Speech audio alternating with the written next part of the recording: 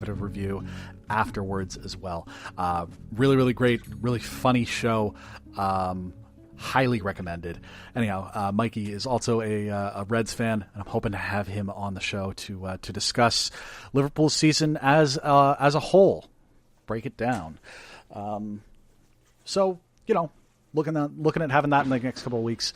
A whole bunch of craziness going out in my hallway, in case you're hearing that.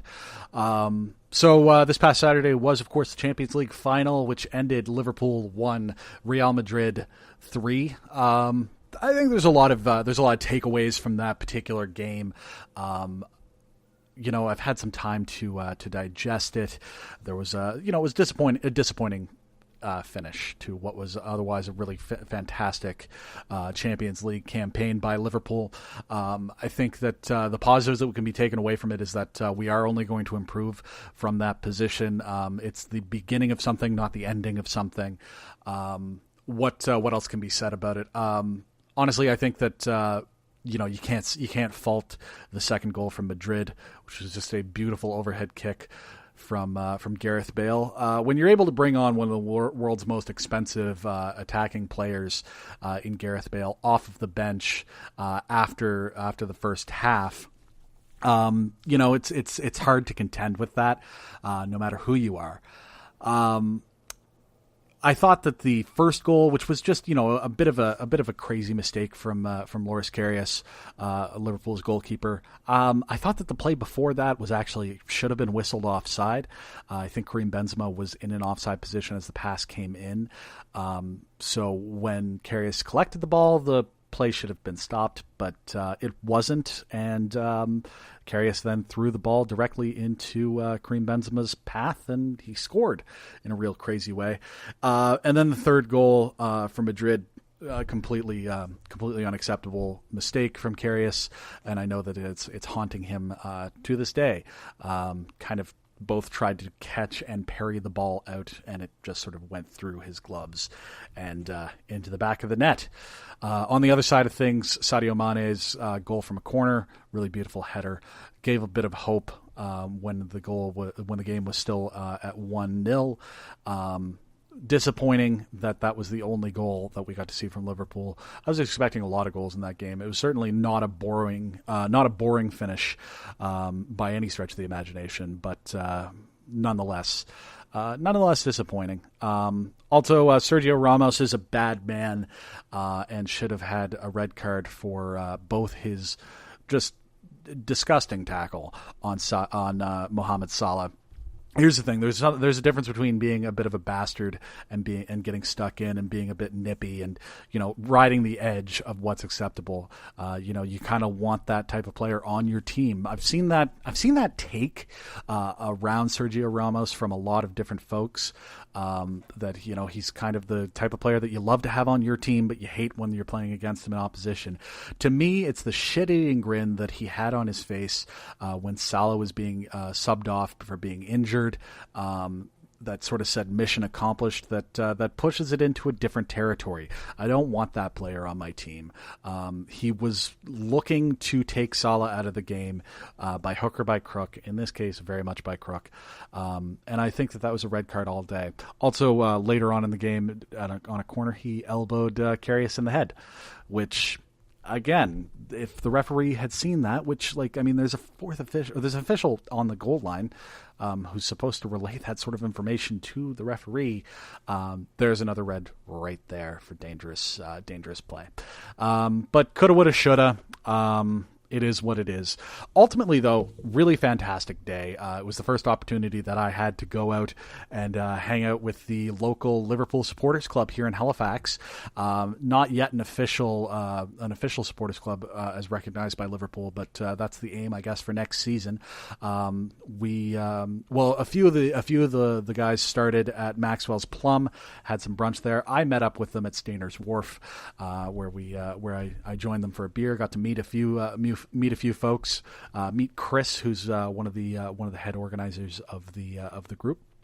And then we went and took the ferry across to the Celtic Corner, which was a whole lot of fun. We sang as we crossed the harbor over into Dartmouth, and then also sang all the way to the bar and then into the bar, where we terrified some patrons who were just there for a quiet brunch before the game started.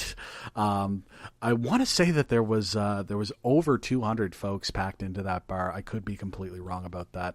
I have a bad eye for numbers, but the bar was absolutely packed. It was absolutely rocking. Just a really the best way to watch a football game of that magnitude and of that ilk, just amongst a bunch of like-minded fans singing your heart out. It was a really great afternoon, despite the disappointing loss, and I'm looking forward to next season, getting to meet up for more games, hopefully. Of course, my crazy work school schedule has prevented me a little bit thus far, but I'm gonna make some specific efforts to get out and to go over to Dartmouth for that. So since this final, 48 hours after the final, I actually had recorded this bit a couple of days ago, just because I wanted to get a little bit of work done on the show, and then I had to sort of toss it all out because we had a couple of big pieces of news. Just 48 hours after Liverpool lost the final, there was of course a lot of talk about what we needed to add to the team in order to have a better chance for competing next season, both in the Champions League and domestically. Of course, unfortunately, I think that a goalkeeper was always sort of in the plans, but now the media narrative is driven to the fact that Liverpool absolutely has to replace Loris Karius, which I think that was always sort of in the plans, not necessarily to replace him, but to certainly. I think Simon Mignolet, who was previously our first choice goalkeeper, I think he's out of the picture at this point. He's not going to be sticking around. I don't think Danny Ward, who's kind of our third choice, I don't think that he has too much of a future at Liverpool. I think he's got a very successful future ahead of him as a professional goalkeeper.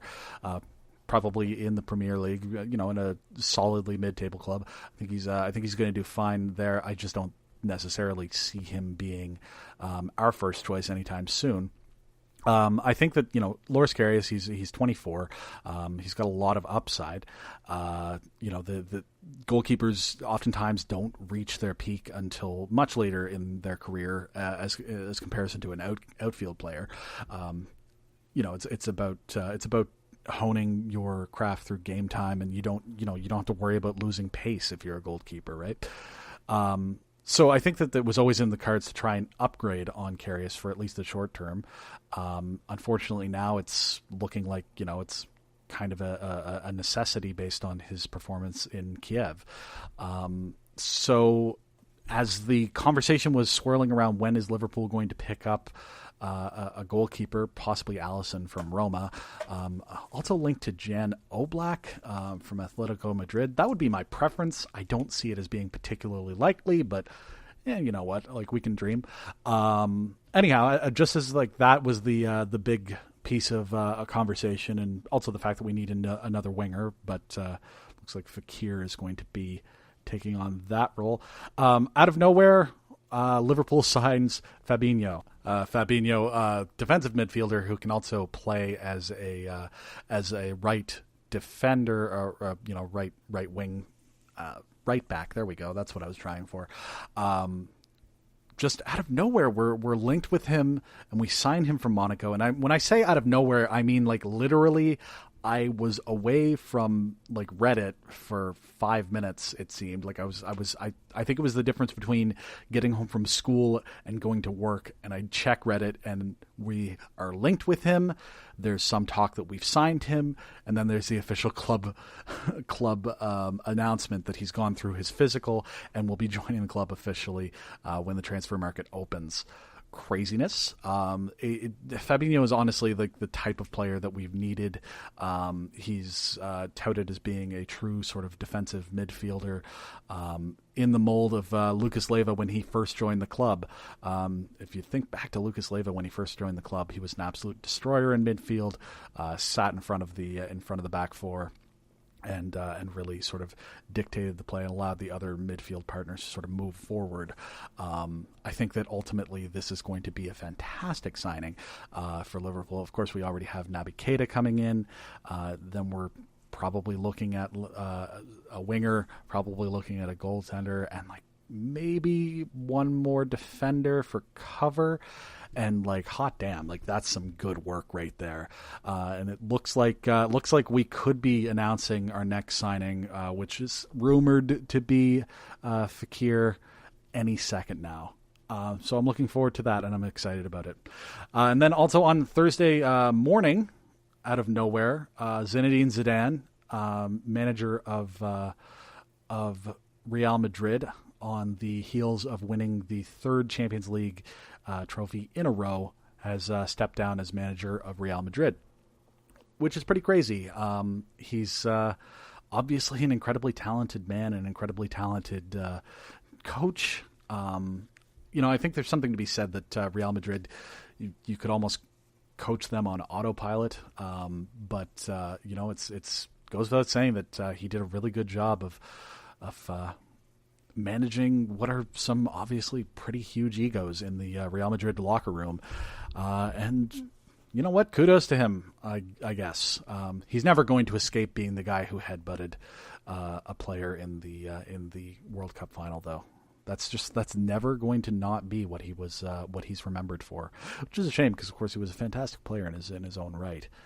But there you have it. That's football talk for this week.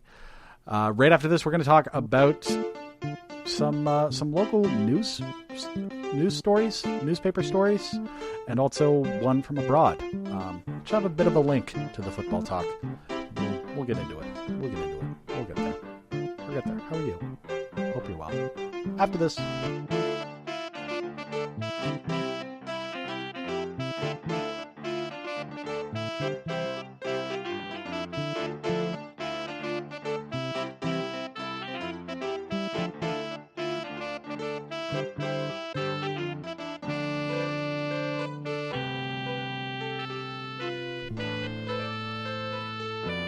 All right, so I'm pretty sure it's pretty abundantly clear at this point that I'm a diehard Liverpool fan,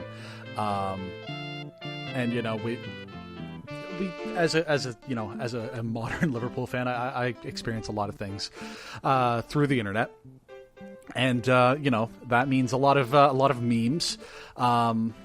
So we used to have a player who, he's an England international. He now plays for Manchester City. He's a very talented young right winger by the name of Raheem Sterling. Sterling is incredibly talented, and maybe underlying that maybe a little bit too much because he left the club under somewhat acrimonious circumstances. His agent is not a particularly nice fellow, and he kind of did what he could to kind of dick around Liverpool in the hopes of getting a better paying contract for his client elsewhere. Raheem Sterling, for his in his defense, Liverpool wasn't in the best place at the time that he was looking to leave the club. Certainly not in the position that they're in now. And he wanted to go to a place where he felt that his talents had afforded him the opportunity to go to. It is what it is. But as a result, he's kind of got the nickname amongst Liverpool fans as a snake. As does Philippe Coutinho, by the way. Yeah, he's also considered to be snake number 2. But Sterling, here's the thing about Raheem Sterling. He's a young black man who's very talented at football. He's very successful. As a result, he's very rich. And as a result, he's also in the eyes of the tabloid press. He's in their crosshairs quite a bit. He's recently gotten himself a tattoo. It's on his shooting leg, his right leg, and it is of a gun. Now, it's not personally what I would get a tattoo of myself, but he put out on social media his reasoning for this, because of course this stirred up some quote unquote controversy in the British press. So